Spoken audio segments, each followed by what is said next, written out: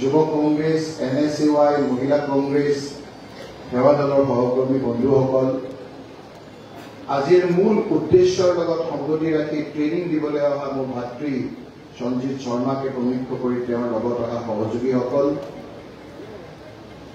Block Congress, মণ্ডল কংগ্ৰেছৰ প্ৰতিনিধিসকল আৰু আজিৰ মুখ্য আকৰ্ষক BLA সকল, আজি আচলতে আমি বক্তৃতা দিয়া কথা নাই। গোটেই অসমত গৌৰৱ গগৈ ডাঙৰীয়াই, জিতেন্দ্ৰ সিং ডাঙৰীয়াই দিল্লীৰ পৰা মানুহ আনি সঞ্জীৱ শৰ্মাৰ নিচিনা অভিজ্ঞ লোকক BLA কেনেকৈ প্ৰশিক্ষণ দিব তাৰ কাৰণে ৰাজীৱ ভৱনত দফাই দফাই প্ৰশিক্ষণ দিয়া আৰম্ভ কৰিছে।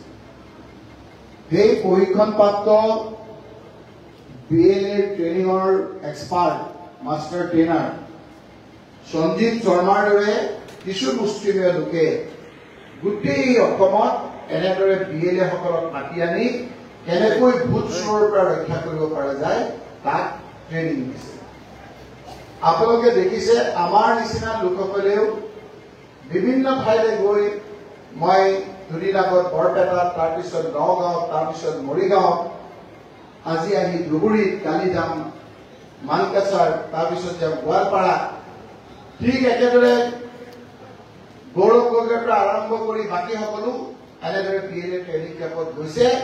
নিজৰ কথাখিনি পিছত কৈছে, আগতে ট্ৰেইনিঙৰ কথাখিনি কোৱা এক্সপাৰ্টক ক'ব দিছে। আজি যে এই ট্ৰেইনিং কেম্পখন আপোনালোকৰ কাৰণে এখন সভা, কিন্তু আজি যিসকল BLA ইয়াত উপস্থিত আছে সেইসকলে এটা দিনৰ পিছত ক'ব যে সেই দিনটোত আমি জিলাপতি বৰাল ধুবুৰীত গৰমত আমি আছিলো, সেই যি BLA শিকিলো তাৰ কাৰণে আমি নিশ্চিত বিপদৰ পৰা বহুত মানুহক ৰক্ষা কৰিব পাৰিম।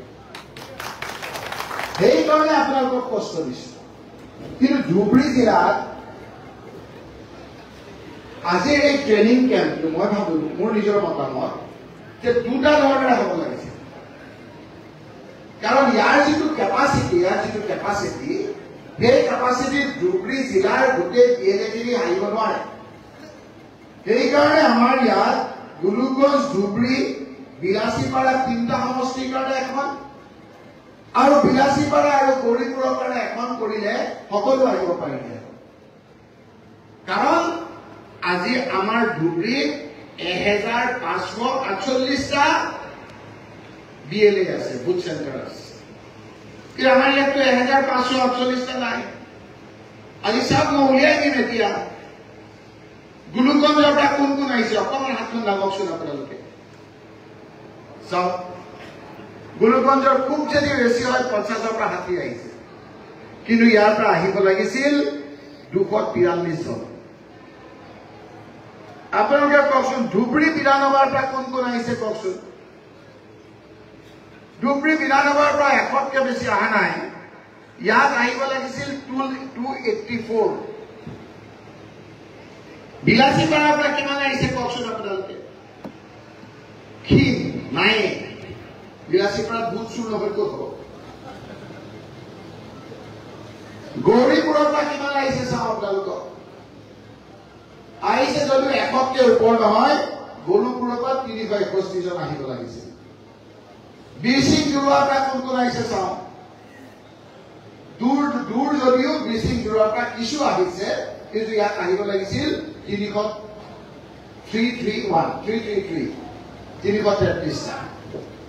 গতিকে এই ট্ৰেইনিং কেম্পটো বাকী মই য'ত য'ত গৈছো, এতিয়ালৈকে যদি কৰবাত 250টা আছে, কিবা কাৰণত 20 জন আহিব পৰা নাই, 230 জন কিন্তু আহিছে। যদি আমি এইবিলাক ক্ষেত্ৰত যদি ফাংফুং কৰো, তেতিয়া আমাৰ বিভিন্ন ধৰণৰ বিপদ আহে। এই যে মানুহকেইজন মানে বিভিন্ন ধৰণৰ সমস্যাৰ কথা ক'লে, এইবিলাক সমস্যা মাটিৰ সমস্যা, আচল সমস্যা। তেওঁ কৈছে মই বেংগলৰ পৰা বিহাৰ কৰাই আনিছো। বেংগলত থকা সময়ত ছোৱালীজনীৰ বয়স হোৱা নাছিল, ভোটাৰ লিষ্টত অহা। এতিয়া বিয়া কৰাৰ পিছত ইয়াত বয়স হৈছে, এতিয়া ভোটাৰ লিষ্টত কেনেকে নাম সোমায়। কথাবিলাকত যদি আমি কংগ্ৰেছ দলে BLA যদি সহায় কৰিব নোৱাৰো আৰু আমি যদি ভালকৈ বুজি নাযাওঁ তেতিয়াতো আজি BLA কৰা এডি কৰাৰ একো কোনো প্ৰয়োজন নাই সেইকাৰণে মই কৈছো যে আমি ধুবুৰী জিলাত আকৌ এটা নিজৰ নিজৰ ব্লকত ট্ৰেইনিং কেম্প কৰাৰ প্ৰয়োজন আছে যেতিয়া 243 জন মানুহ একেলগে বহিম মই সঞ্জীৱ শৰ্মা মোৰ ভাই তেনেকুৱা সঞ্জীৱ শৰ্মা আৰু 2-3 জন ভাল আছে মই কম যে আমি ধুবুৰীৰ কাৰণে আছুতীয়াকৈ 5খন আমি এনে ধৰণৰ BLA ট্ৰেইনিং কেম্প আকৌ কৰিব লাগে যাতে আমাৰ মানুহৰ কোনো অসুবিধা নহয় আমাৰ BLA বিলাকে যাতে আমাক সহায় কৰিব পাৰে গতিকে BLA ট্ৰেইনিং কেম্পটো তেওঁ ক'লে মই এতিয়া বেলেগ এটা কথা ক'ব বিচাৰিছো BLA লগত ইয়াত লিখা আছে ভূত চুৰ চকীয়াৰ এই ভূত চুৰটো কি বস্তু লাভ আমি যে পৰীক্ষা সময়ত ভালকে নপঢ়িলে আমি কি কৰো আমি চুৰ কৰো টুকুৰা মাৰো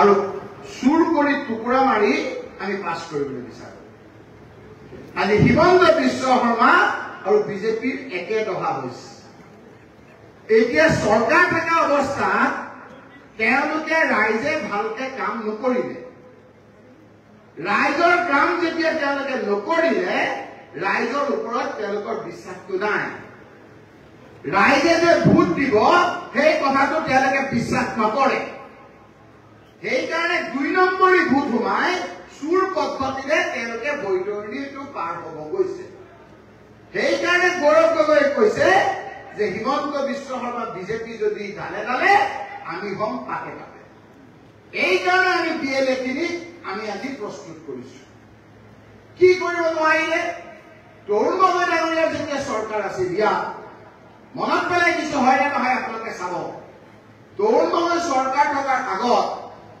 যেতিয়া বিজেপি কেন্দ্ৰত ৰাজ্যত যেতিয়া AGP আছিল অসমত অন্ধকাৰৰ নিচিনা আছিল মানুহৰ হাতত টকা পইচা নাছিল কৰ্মচাৰীয়ে দৰমহা পোৱা নাছিল স্কুলবিলাক ভাঙি চিঙি চুৰমাৰ হৈ গৈছিল সেই সময়ত অসমৰ মানুহে কৈছিল যে তৰুণ গগৈ ডাঙৰীয়া কংগ্ৰেছ আপোনালোকক আমি শাসন দিম আমাৰ অৰ্থনৈতিক অৱস্থাটো আপোনালোকে ভাল কৰি দিব লাগিব পাহৰি গৈছো আজি আমি যে সেই সময়ত কৰ্মচাৰীসকলক দৰমহা পোৱা নাছিল তৰুণ গগৈ দায়িত্ব লোৱাৰ পাছত কৰ্মচাৰীক আমাৰ দৰমহা দিলো কেন্দ্ৰীয় সমাহাৰত তেওঁলোকক বোনাছ দিয়া হ'ল তাৰ পিছত দেখিলো যে আমাৰ সমস্যা বেলেগ আমাৰ স্কুলবিলাক ভাঙি চিঙি গৈছে আৰু স্কুল এখনত 1 লাখ 1.5 লাখ অনুদান পাবৰ কাৰণে MLA মন্ত্ৰী পিছে পিছে ঘূৰি থাকিবলগীয়া হৈছে তৰুণ গগৈ ডাঙৰীয়াই ক'লে যে স্কুলবিলাকত কৈ দিয়া LP স্কুলবিলাকত প্ৰত্যেকতে মই 4 লাখ 5 লাখকৈ টকা দিম অৰ্থনৈতিক অৱস্থা ভাঙি চিঙি চুৰমাৰ পাহৰি গৈছো আজি আমি প্ৰত্যেকখন অসমৰ হায়াৰ ছেকেণ্ডাৰী স্কুলত 10 লাখ টকা দিছে প্ৰত্যেকখন higher secondary Rajiv Gandhi computer literacy প্ৰগ্ৰামৰ যোগেদি কম্পিউটাৰ শিক্ষা প্ৰৱৰ্তন কৰিছিল ছোৱালীবিলাকে স্কুল নোযোৱাৰ কাৰণে 8, 9, 10 ছোৱালীক চাইকেল দিয়া আৰম্ভ কৰিছিল কেৱল যে ইনফ্ৰাষ্ট্ৰাকচাৰৰ কাম কৰিছিল সেইটো নহয় স্কুলে নোযোৱা ল'ৰা ছোৱালীক যেনেকৈ চাইকেল দিছিলে কম্পিউটাৰ দিছিলে তেনেকৈ বহুত দুখীয়া মানুহে কৈছিল যে মই মোৰ ল'ৰা ছোৱালীক স্কুললৈ কেনেকৈ পঠিয়াম মই দুবেলা দুমুঠি মোৰ ল'ৰা ছোৱালীক ভালকে খাবলৈ দিব নোৱাৰো আজি আমি পাহৰি গৈছো যিসকলে কংগ্ৰেছৰ সমালোচনা কৰে এই যে স্কুলত যে দুপৰীয়া খোৱাৰ ব্যৱস্থা কৰিছে সেইটো তৰুণ গগৈ ডাঙৰীয়া চৰকাৰে সেই দুখীয়া মানুহৰ কাৰণে কৰিছে যেতিয়া খোৱাৰ ব্যৱস্থা কৰি দিলে তেতিয়াও কৈছে যে আমি কেনেকৈ যাম ধনী মানুহবিলাকে ইমান ভাল ভাল কাপোৰ কিনে আমাৰতো কাপোৰেই নাই তৰুণ গগৈ ডাঙৰীয়াই স্কুলত ইউনিফৰ্ম দিয়া আৰম্ভ কৰিলে তাৰপিছত ক'লে ডেকা ল'ৰাবিলাকে আমি পঢ়ি কি কৰিম পঢ়িলেতো কেন্দ্ৰীয় হ'ব বিজেপি চৰকাৰ আৰু AGP চৰকাৰে এখন MOU কৰিছিল মেমৰেণ্ডাম অফ আণ্ডাৰষ্টেণ্ডিং আমাৰ দুখীয়া মানুহ জানে যে বুজাবুজি চুক্তি কি আছিল বুজাবুজি চুক্তি যে চাকৰি প্ৰক্ৰিয়াটো বন্ধ। তেতিয়া আমাৰ মানুহে ক'লে যে আমি পঢ়ি কি কৰিম যদি চাকৰি নাপাওঁ। তৰুণ গগৈ ডাঙৰীয়াই পৰৱৰ্তী সময়ত যেতিয়া UPA চৰকাৰ আহিলে, ডক্টৰ মনমোহন সিঙৰ চৰকাৰ হ'ল, সোনিয়া গান্ধী ডাঙৰীয়া অধ্যক্ষ হ'ল, সেই সময়ত এই MOU কেঞ্চেল কৰি চাকৰি দিয়া প্ৰক্ৰিয়াটো খুলিলে। তাৰ পিছত ক'লে যে আলফা ল'ৰাবিলাকে দুৰ্বৃত্ত ল'ৰা ক'লে মানুহৰ মাক বাপেকে ৰখি থাকে, কিবা বিপদত পৰিলে নেকি, গুলিয়ালে নেকি, আলফা চালফাৰ সমস্যা। আলফা ল'ৰাবিলাকক মাতি আনিলে, বুজাবুজি চুক্তি কৰি বাতিল কৰি চাকৰি বাকৰি দিলে। তাৰ পিছত ক'লে অন্যতম এটা সমস্যা হ'ল বিদেশী সমস্যা। এই বিদেশী সমস্যা সমাধান কৰিবৰ কাৰণে আছুৰ ল'ৰাসকলক মাতি আনিলে, চুক্তি স্বাক্ষৰ কৰা ল'ৰাসকলক মাতি আনিলে।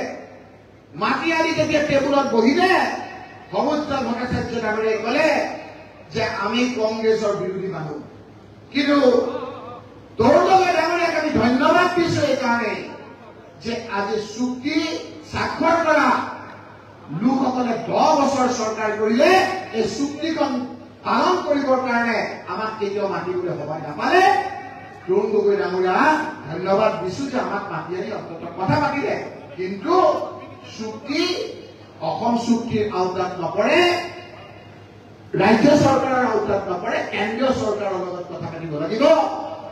এসপ্তাহৰ ভিতৰত তৰুণ গগৈ ডাঙৰীয়াই প্ৰধানমন্ত্ৰী ডক্টৰ মনমোহন সিঙৰ লগত কথা পতাই এই সমস্যাটো সমাধান কৰিবৰ কাৰণে সকলোকে মাতি আনি, সকলো দল সংগঠনক মাতি আনি সমাধান সূত্ৰ উলিয়াই 1971 চনৰ 25 মাৰ্চৰ আগত অহা সকলো লোকক তেওঁলোকৰ ল'ৰা ছোৱালী সতি সন্নতিক লগত লৈ এখন NRC কৰি এই সমস্যাটো সমাধান কৰাৰ কাৰণে এক সিদ্ধান্ত গ্ৰহণ কৰিলে। এই কথাবিলাক আজি আমি পাহৰি গলো। সেই সময়তে হিমন্ত বিশ্ব শৰ্মাই কংগ্ৰেছৰ পৰা গৈ বিজেপিলৈ গ'ল।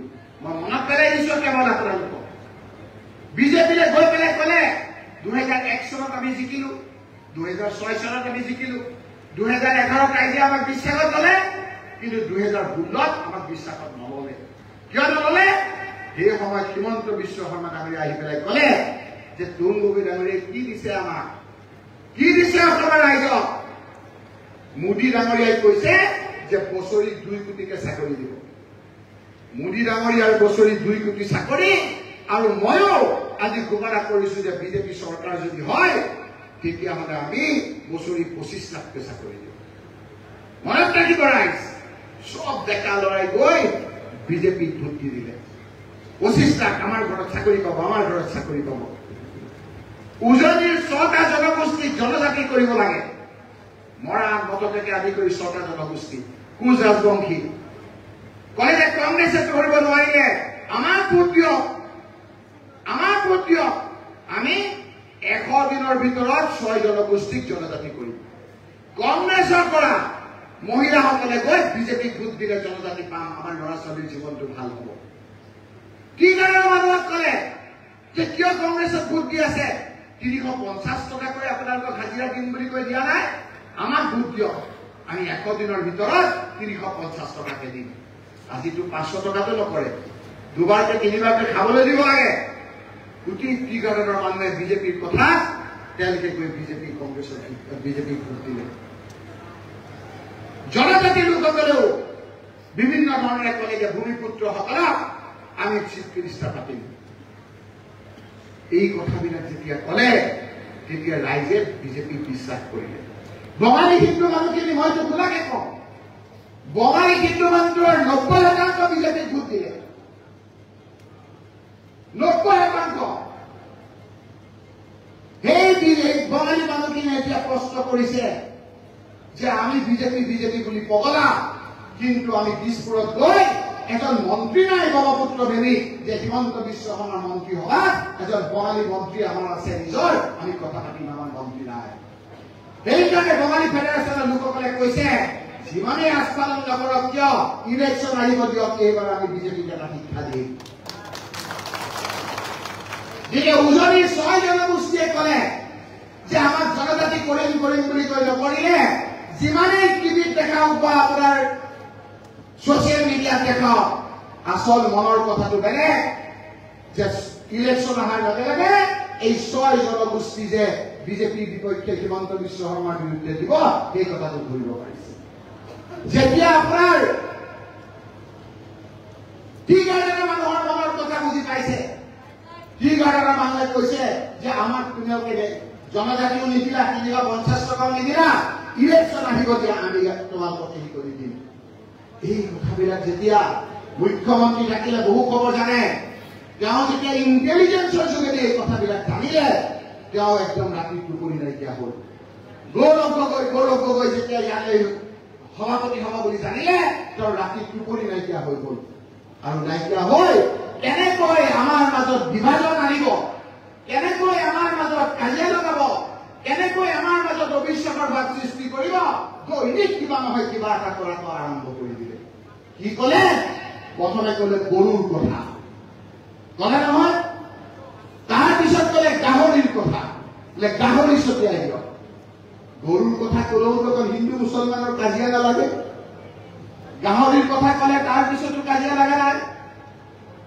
তাৰ পিছত ক'লে ক'ৰবাত আহি ৰাতি আপোনালোকে পানী গুলিয়াই দিয়ক তাৰ পিছতো হিন্দু মুছলমান কাজিয়া নালাগে তাৰ পিছত ক'লে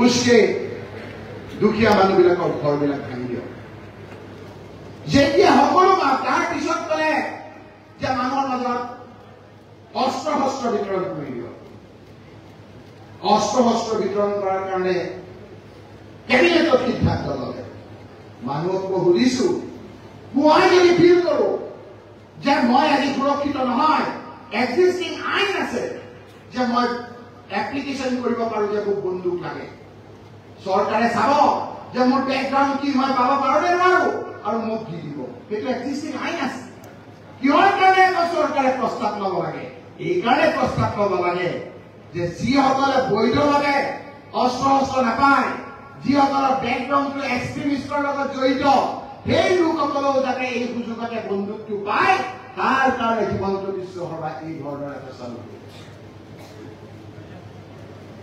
সেইকাৰণে আজি আমি কৈছো যে এই যে মানুহৰ মাজত অবিশ্বাস টিভিতে দেখাই আছে কেইটামান মানুহে উজনি প্ৰমুখত যাব নিদো সেই কথাবিলাক কাৰোবাৰ ঘৰ ভাঙিলে দুখীয়া মানুহৰ মই যুক্তিৰ ক্ষেত্ৰত কৈছো তাত গৈ পেলাই বেলেগ মানুহে ভাল পাবলৈ কি আছে যেতিয়া ভোট দিবলৈ যাব জনজাতি মানুহটোৱে তেতিয়া কব যে আমাৰ জনজাতি নিদিলে ইয়াক ভোট নিদিওঁ যেতিয়া বঙালী মানুহটোৱে দেখিব আমাৰ প্ৰাপ্যৰ পৰা বঞ্চিত কৰিছে সেই কথাবিলাকে আহিব দুখীয়া মানুহ কৰ্ম কৰি খোৱা মানুহ এই লোকসকলৰ ঘৰটো ভাঙি যদি বৈতৰণি পাৰ হ'ব বুলি ভাবিছে আপোনালোকে একগোট হৈ থকা অসমৰ মানুহসকলো একগোট যে এইবাৰ হিমন্ত বিশ্ব শৰ্মাক আমি এই চকীৰ পৰা অতৰাম আপোনালোকক ক'ব আহিছো আপোনালোকে আহি একগোট হৈ থাকক কাৰণ হিমন্ত বিশ্ব শৰ্মাই যেনেকৈ উগ্ৰ মিঠা তেনেকৈ আমাৰ মাজত বিমান নামি পেলাই তেওঁ উগ্ৰ টিকাও পঠিয়াই দিছে এই কথাখিনি যদি আমি বুজি লওঁ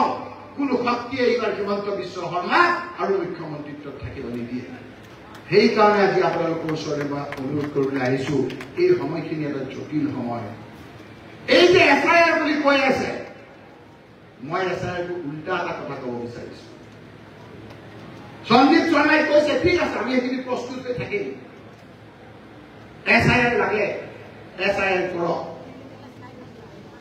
আমি পাহৰি গৈছো এছআইআৰৰ বাপেক কৰি থৈছো আমি এজন মানুহে নিজৰ ল'ৰা ছোৱালীক এখন গাড়ী ঘুমুৱাই নিজৰ পত্নী ঘুমুৱাই নিজৰ মাটি বন্ধকত দি আমি গোৱালপাৰাত গৈ কৈছো এইখিনি আমাৰ কাগজ আমাক এনআৰচি ঘুমুৱাই দিয়ক কৈছো না যেতিয়া গোৱালপাৰাৰ পৰা আহিছো আকৌ কৈছে যে নহয় আকৌ যাব লাগে আমি বৰপেটালৈ গৈছো আকৌ যেতিয়া বৰপেটালৈ গৈছো কৈছে নহ'ব তোমালোকে গুৱাহাটীত যাব লাগে এবাৰ এটা লেয়াৰ নহয় দুটা লেয়াৰ নহয় তিনিটা লেয়াৰ নহয় চাৰিটা লেয়াৰ নহয় পাঁচটা লেয়াৰৰ যোগেদি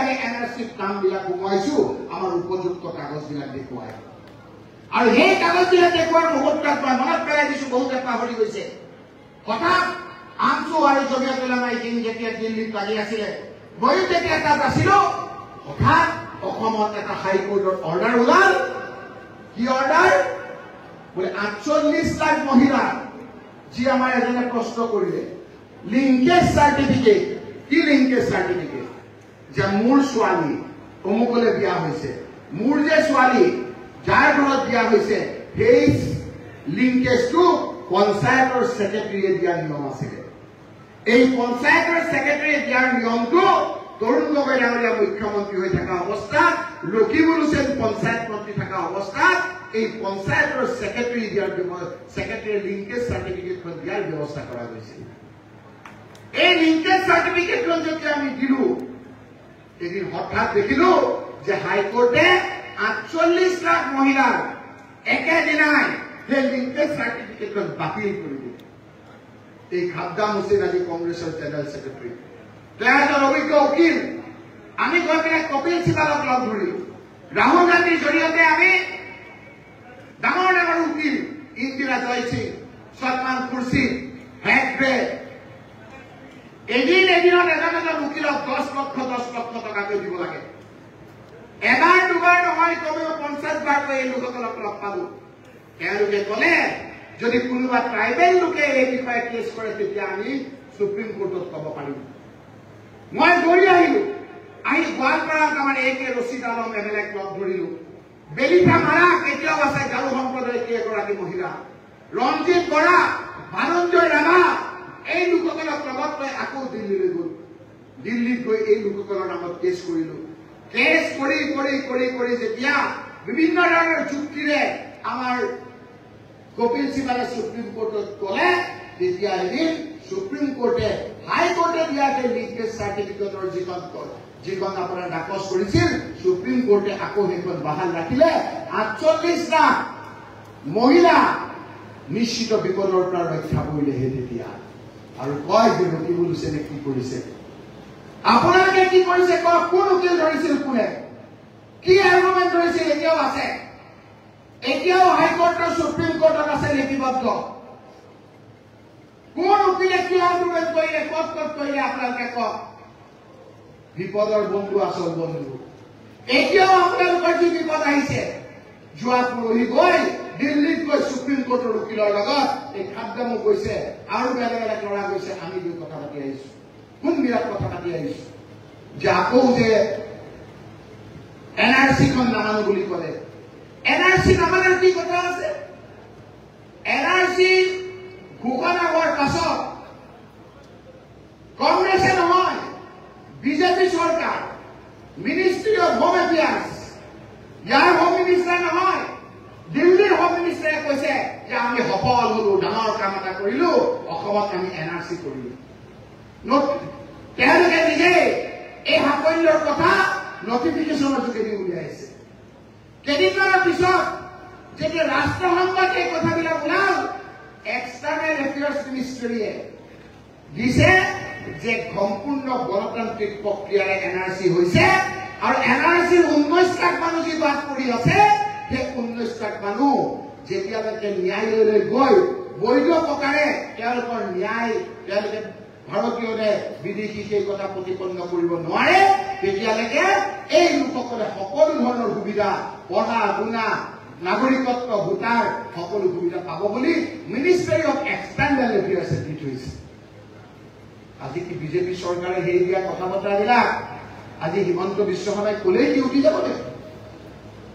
যাব নেকি আমি যুঁজিম আপোনালোকে চিন্তা নকৰিব শেষ হ'বলৈকে যুঁজি থাকিম চিন্তা নকৰিব সেইকাৰণে খাদ্দামে মোক আহি পেলাই কৈছে যে আমাৰ যিবিলাক আৰু সমস্যা আছে আজি নাম আপোনালোকে লিখাৰ সময়ত এতিয়া আমি চেষ্টা কৰিম যে এছআইআৰটোৱে হৈয়ে গৈছে আমিতো ইণ্টেনচিভ ৰিভিজন কি এছআইআৰকে তাতকৈ বেছি পৰীক্ষা কৰিছো এইটো ভোটাৰ লিষ্টত সোমোৱাৰ কাৰণেহে ইলেকশ্যন কমিশ্যন অফ ইণ্ডিয়াই কোনো এখতিয়াৰ নাই আপোনাৰ নাগৰিকত্ব হয় নে নাই চাবৰ কাৰণে আমি নাগৰিকত্ব প্ৰমাণ দি থৈছো আইনমতে তেওঁলোকে একো কৰিব নোৱাৰে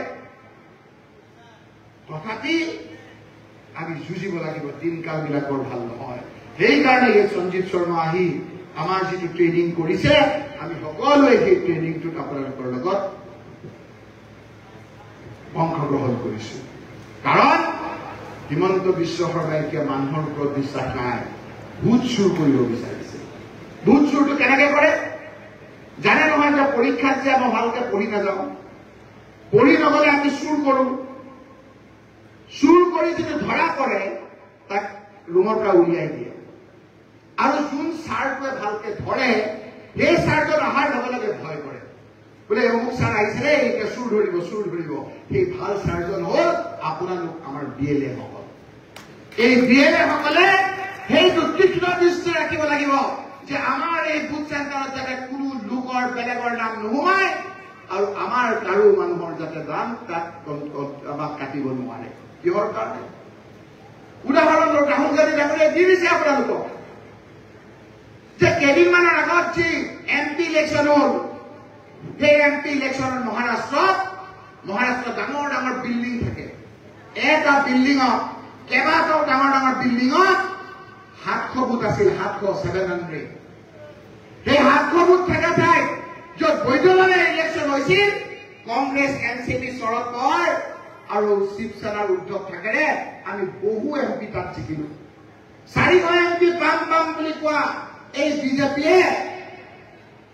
বিজেপিৰ যিজন আজি ফাইনেন্স মিনিষ্টাৰ, সেই ফাইনেন্স মিনিষ্টাৰৰ হাজবেণ্ড স্বামীয়ে কৈছে যে এই ভোট চুৰ যদি নকৰিলেহেঁতেন তেতিয়াহ'লে এইবাৰ কংগ্ৰেছৰ ইণ্ডিয়া ব্লকে 317টা চিট পাই আমি চৰকাৰ কৰিব পাৰিলো। কথাখিনি বুজি পাইছে? তাৰমানে ভোট চুৰ কৰি যেতিয়াই আমাৰ ইয়াত কাউণ্টিং হৈ আছিল, সকলোৱে দেখিছিল যে নৰেন্দ্ৰ মোদী ডাঙৰীয়া 95,000 ভোটত পিছ পৰি আছে। হঠাৎ কাৰেণ্ট গুচি গ'ল ৰাতি, তাৰ পিছত কথা নাই বতৰা নাই কৈছে যে 1 লাখ ভোটত নৰেন্দ্ৰ মোদী জিকিল। তথাপি তেওঁলোকে চুৰ কৰি কৰি কৰি কৰি মাত্ৰ 240টা পালে, যেনে 400 পাম বুলি কৈছিল। ইণ্ডিয়া ব্লকৰ 240টা পালে। এতিয়া চন্দ্ৰবাবু নাইডু আৰু নীতিশ কুমাৰৰ বুকুচাত উঠি গভৰ্ণমেণ্টখন কৰি আছে। মই কবলৈ কৈছো যে মহাৰাষ্ট্ৰত সেই সময়ত আমি জিকিলো, কিন্তু ছমাহৰ পিছত যিটো সন্দীপ শৰ্মাই কৈছে, যিটো MLA ইলেকশ্যন হ'ল, সেই ইলেকশ্যনটোত বিজেপি আৰু তেওঁলোকৰ মিত্ৰ গোট জিকিলে। কেনেকৈ জিকিলে? সকলোৱে মানি ললে। ৰাহুল গান্ধী ডাঙৰীয়াই দিনে ৰাতিয়ে কৈছে এইটো কেনেকৈ সম্ভৱ, ছমাহৰ আগত আমি জিকিছো। তাৰপিছত দেখিলে যে এটা বিল্ডিং, 3টা বিল্ডিং একেলগে থকা এটা কেম্পাছত য'ত 700 ভোট আছিল, সেই ঠাইত 70,000 ভোট সোমোৱাই দিলে। 70,000 ভোট সোমোৱাই দিলে। সেইকাৰণে BLA আমাৰ প্ৰশিক্ষণ। বিজেপিৰ হিমন্ত বিশ্ব যদি ডালে ডালে আমি পাতে পাতে যাব লাগিব। BLA সকল, আপোনালোক আমাৰ শক্তি, আপোনালোকে আমাৰ এই ভৱিষ্যত। খুব ভালকৈ আমি ট্ৰেইনিং কৰিব লাগিব। এতিয়া যেতিয়া ধৰা পেলালে ৰাহুল গান্ধী ডাঙৰীয়াই যে বাহিৰৰ ভোট সোমোৱাই, এতিয়া আকৌ তেওঁলোকে বাহিৰৰ ভোটত গৈ ভোট কাটাৰ কাৰণে ষড়যন্ত্ৰ চলাইছে। সেইকাৰণে আমি কৈছো যে কাটাৰ কাৰণে যাতে কাটিব নোৱাৰে, প্ৰত্যেকটো ভোট চেণ্টাৰত আমি, এইটোতো BLA হ'ল, প্ৰত্যেকটো BLA বুথ চেণ্টাৰত এখন শক্তিশালী বুথ কমিটি কৰিব লাগিব। মই জিলা কংগ্ৰেছৰ সভানেত্ৰীৰ অধ্যক্ষতাত আমাৰ ব্লক কংগ্ৰেছৰ সভাপতিসকলক লগত লৈ এখন সভা কৰিছিলো, আৰু সেই সভাখনত আমি সিদ্ধান্ত লৈছো যে একেদিনাই যাতে প্ৰক্সি হ'ব নোৱাৰে, একেদিনাই আমাৰ ধুবুৰীত সকলোকে একে সময়তে আমি বুথ চেণ্টাৰবিলাক কৰিম। তেতিয়া এটা ভোটৰ মানুহ আনটোলৈ গৈ আমি ভোট কমিটিত বহুত মানুহ হৈছে বুলি ক'ব নোৱাৰিম।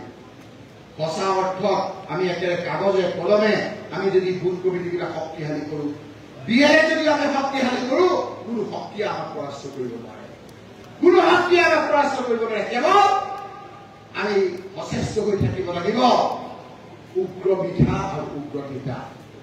আজি UDF-ক আপোনালোকে দেখিছে, এনে কিছুমান কথা কৈ আছে যাতে আকৌ এখন কাজিয়া পেচাল লাগে। হিমন্ত বিশ্ব শৰ্মাক দেখিছে, এনে কিছুমান কথা কৈ আছে যাতে আমাৰ মাজত আকৌ অমিল হয়।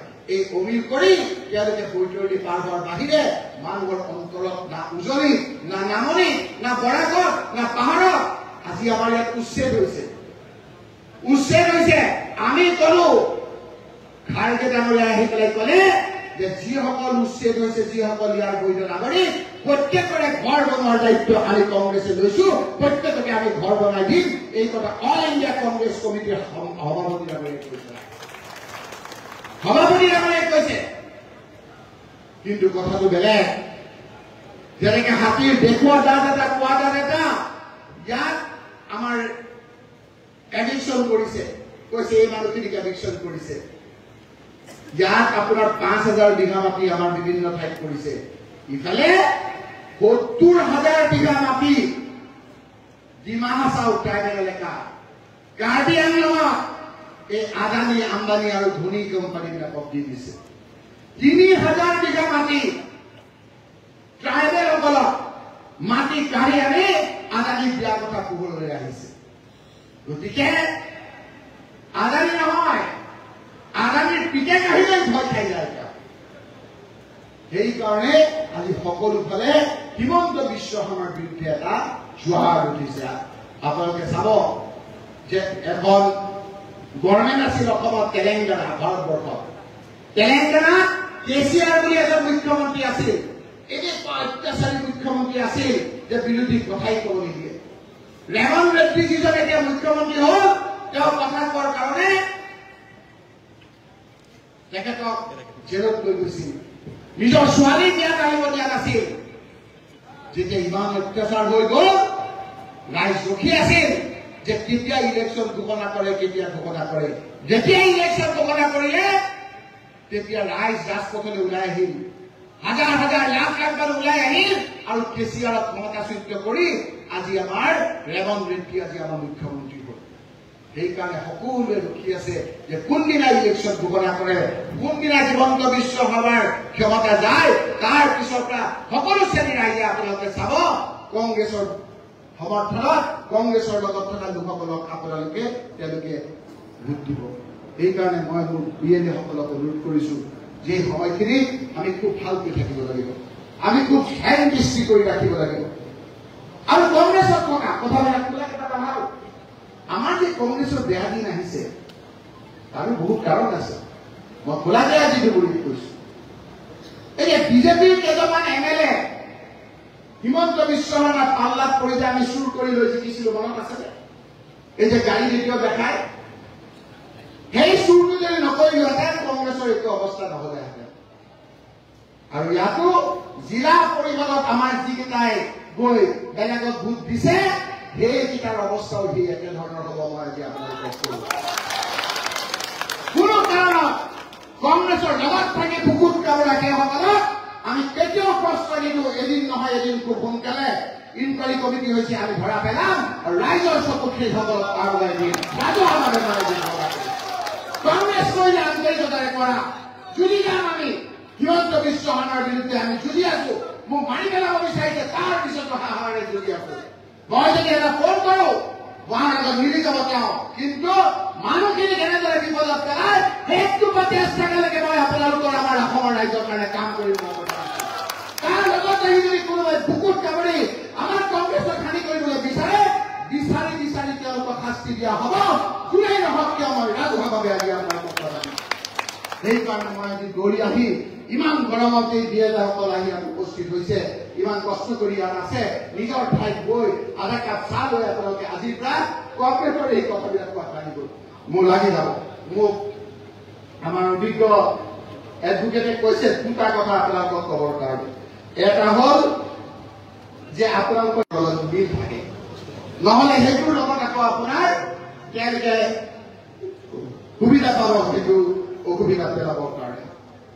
দ্বিতীয় কথাটো হ'ল BLA, polling agent, counting agent, এই তিনিটা কিন্তু বেলেগ বেলেগ। আমাৰ কিন্তু জানেই বিএলএ সকল টোটেলি ভোটাৰ লিষ্টৰ এই গোটেই সংশোধনী প্ৰক্ৰিয়াটোৰ লগত জড়িত। আপোনালোক আমাৰ শক্তি, যিসকলে আমাৰ বুথ কমিটি কৰিব সেইসকল বুথ কমিটি ভালকৈ থাকিব, ব্লক কংগ্ৰেছৰ প্ৰেচিডেণ্ট থাকিব। যিবিলাক নাথাকিব আপোনালোকে আমাক ক'ব, দুদিনৰ ভিতৰত সকলো সলনি কৰি দিয়া হ'ব, আন্তৰিকতাৰে কংগ্ৰেছ কৰা সকলক প্ৰশ্ৰয় দিয়া হ'ব। আজি মই আমাৰ ইয়াত থকা লোকসকলে যদি ভালকৈ কংগ্ৰেছ নকৰো, সেইসকলৰ চকীত আপোনালোকৰ তলৰ পৰা আমি ইয়াত বহাই দিম, নতুন আমাৰ ল'ৰা উলিয়াব লাগিব আমাৰ ইয়াত। নতুন ল'ৰা নতুন ছোৱালী আমি যদি আপোনালোকৰ ভালকে কাম কৰো আমি থাকিম আৰু যদি ভালকে কাম নকৰি এই বিপদৰ সময়ত যদি আমি এমএলএ মন্ত্ৰীৰ পিছে পিছে গুচি যাওঁ আৰু আমি সময়ত কংগ্ৰেছত আমি বিশ্বাসঘাতকতা কৰো তেতিয়াহ'লে সেইজনক শাস্তি দিয়াৰ দায়িত্ব আপোনালোকে আমি ল'ব লাগিব নালাগে কওক ৰাইজে আপোনালোকে গতিকে সকলোকে মই ধন্যবাদ জনাই সকলোৱে ককাই ভাই ধৰে এই সময়খিনি দুটা দৃষ্টি ৰাখিব লাগিব এটা হ'ল বদৰুদ্দিন আজমলৰ UDF আৰু এটা হ'ল বিজেপি UDF কেইটাই হিমন্ত বিশ্ব শৰ্মাক একো নকৰিব কি বুলি কালি পাৰে হিমন্ত বিশ্বৰ কথা ক'বৰ কাৰণে কবি যায় তেওঁলোকে যিকেইটা কয় হিমন্ত বিশ্ব শৰ্মাই সুধি পেলাই কয় আৰু তেনেকৈ ক'ব আপোনালোকৰ ইয়াততো বহুত বিজেপি নেতা আমাৰ এই চৰকাৰৰ লগত বিজনেছ পাৰ্টনাৰ হয় নে নহয় বিজনেছ পাৰ্টনাৰ হয় নে নহয় জানে নে নাজানে সেইটো যে আপোনাৰ ডাঙৰ বিজনেছ আছে ক'বলৈ ভয় নকৰিব সাহসেৰে থাকিব যেতিয়ালৈকে থাকিব মূৰ তুলি থাকিম আমি এইখিনি কথা কৈ সকলোৰে সহায় সহযোগিতা কামনা কৰি আপোনালোকৰ BLA যিসকল গুৱাহাটীৰ পৰা আহিছে হাদামকে আদি কৰি যিসকল আমাৰ ইনচাৰ্জ আহিছে আমাৰ নেতাসকলো আহিছে সেইসকলক মই ধন্যবাদ আৰু কৃতজ্ঞতা জনাই খুব সোনকালে ওচৰতে আপোনালোকৰ BTAD পৰে যোনে যেনেকে পাৰে অলপ সহায় কৰক BTC ইলেকশ্যনত যাতে আমি আমাৰ নিজৰ সমৰ্থন অনুযায়ী সকলোকে আমি সহায় কৰিবৰ কাৰণে আগবাঢ়ি যাওঁ সেইটো কাৰণে মই অনুৰোধ কৰি আপোনালোক সকলোকে নিজৰ দায়িত্ব পালন কৰিবৰ কাৰণে অনুৰোধ কৰি হাইকোৰ্ট সুপ্ৰিম কোৰ্টৰ বাকী কথাখিনি আপোনালোকক মই তন্নকৈ আপোনালোকক পিছত আকৌ আপোনালোকক বুজাম কিছুমান কথা মাইকত কম কিছুমান কথা মনে মনে কম আমি সকলোৱে একেলগে পাতি বিপদত পৰা লোকসকলক যাতে আমি সহায় কৰিব পাৰো তাৰ কাৰণে সকলোকে মই অনুৰোধ কৰিম অমিত বাচ্চাকো আপোনালোকে খবৰ ল'ব যে তাক আমি হাইকোৰ্টৰ যোগেদি সাদ্দাম হুছেইনৰ পৰা আদি কৰি বিভিন্নজনে সহায় কৰাৰ ফলত কেনেকৈ সেই মানুহখিনিক সহায় কৰিছো মই চিঞৰ বাখৰ নকৰো আৰামগঞ্জৰ মানুহখিনিক অলপ সুধিব এই কথাখিনি চিঞৰি মই নকওঁ গতিকে সকলোকে ধন্যবাদ জনাই মোৰ বক্তব্য শেষ কৰিছো ধন্যবাদ জয় অসম জয়